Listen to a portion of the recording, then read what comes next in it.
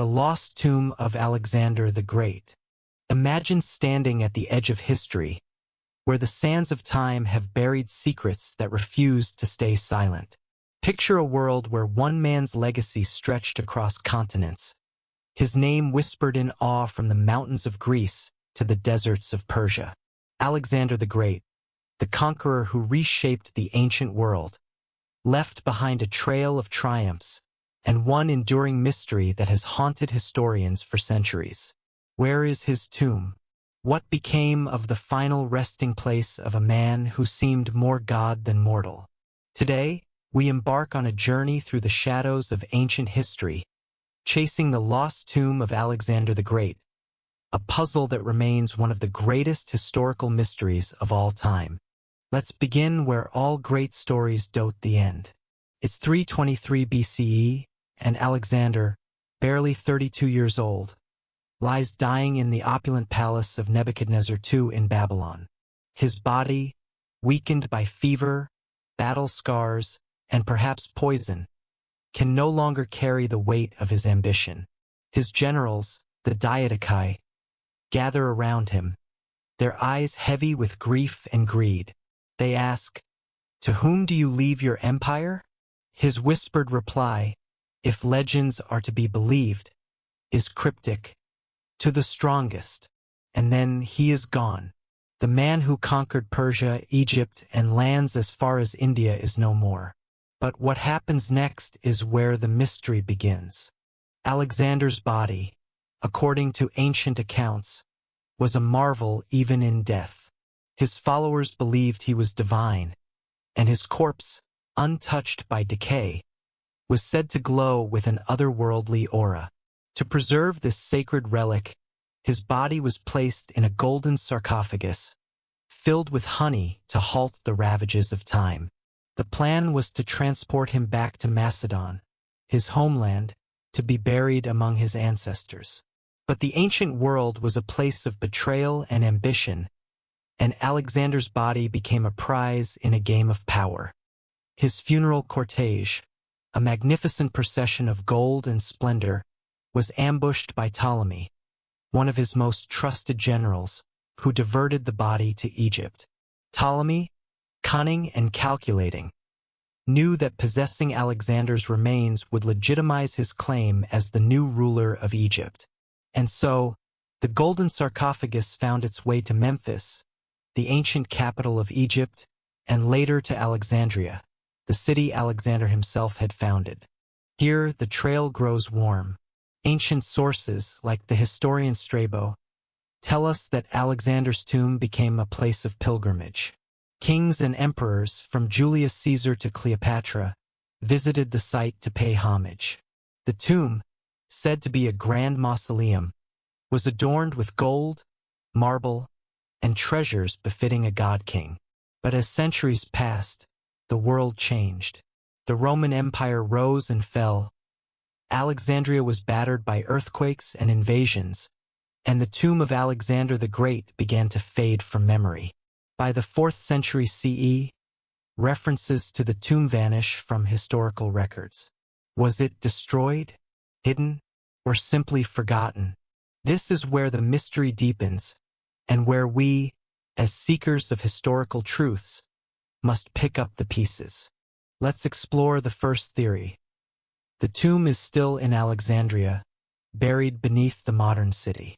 Alexandria, once a jewel of the ancient world, is now a bustling metropolis, its ancient wonders buried under layers of time. Archaeologists have long dreamed of uncovering Alexander's lost tomb in the city he loved. In the 19th century, an Egyptian official claimed to have stumbled upon a grand subterranean chamber filled with gold and mummies, but the site was never properly documented. Could this have been the tomb? More recently, in the 1990s, a Greek archaeologist named Liana Savaltsi claimed to have found Alexander's tomb at the Siwa Oasis, a remote desert outpost where Alexander was proclaimed a son of Zeus. Her Evidentia series of inscriptions and artifacts sparked excitement, but the academic community dismissed her findings as speculative. Still, the idea persists that the tomb lies somewhere in Alexandria, perhaps beneath a mosque, a marketplace, or the ruins of the ancient royal quarter. The challenge is daunting. Alexandria's coastline has shifted, its ancient streets are submerged, and modern construction has obliterated much of the past. Yet, the allure of finding Alexander's tomb keeps archaeologists digging, driven by the hope of solving one of history's greatest riddles. But what if the tomb isn't in Alexandria at all? Another theory takes us to the deserts of Iraq, to the ancient city of Babylon where Alexander died. Some historians argue that Ptolemy's hijacking of the body was a ruse, and that Alexander's remains never left Babylon.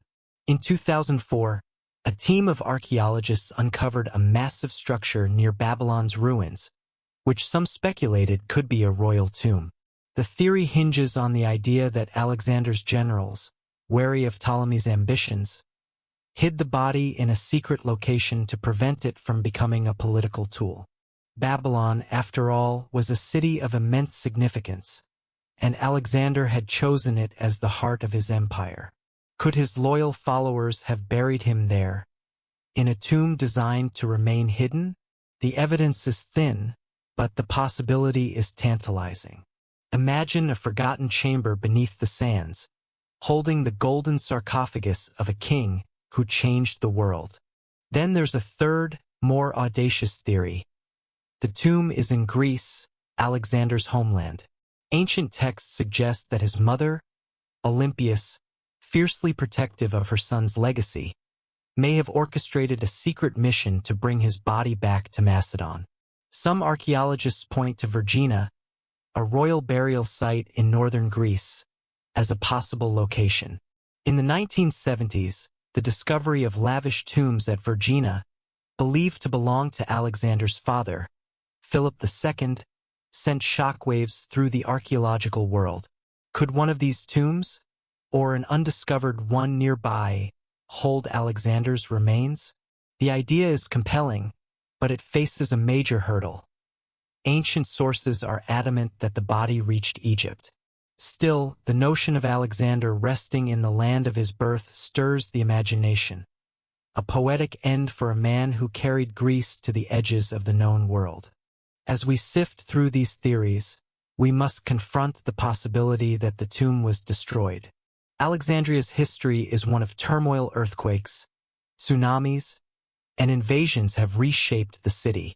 The tomb, if it was a grand mausoleum, could have been looted or reduced to rubble during the chaotic centuries that followed Alexander's death. Early Christian zealots, eager to erase pagan symbols, may have targeted the site. Or perhaps the tomb was intentionally hidden, its location erased to protect it from grave robbers. The Roman Emperor Caracalla, obsessed with Alexander, reportedly took treasures from the tomb in the 3rd century CE, suggesting it was still intact then. But after that, the trail goes cold. The silence of the historical record is deafening, and we're left to wonder if the tomb is gone forever. Yet, there's another layer to this mystery, one that borders on the supernatural. Legends whisper of a curse tied to Alexander's tomb, a warning to those who would disturb his rest. Ancient texts speak of omens and disasters that followed those who tampered with his body. Ptolemy's dynasty, which claimed the tomb, crumbled under tragedy and betrayal. Cleopatra, the last of the Ptolemies, met a tragic end. Could there be a hidden force guarding Alexander's resting place, ensuring it remains lost? Such tales may sound like the stuff of myth, but they resonate with our fascination for the unknown, the same fascination that draws us to true crime and urban legends. The idea of a cursed tomb adds a layer of intrigue, a reminder that some secrets are meant to stay buried. Let's step back and consider why this mystery matters. Alexander the Great was more than a conqueror.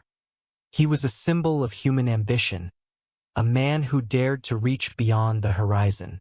His tomb, wherever it lies, is a testament to his enduring legacy.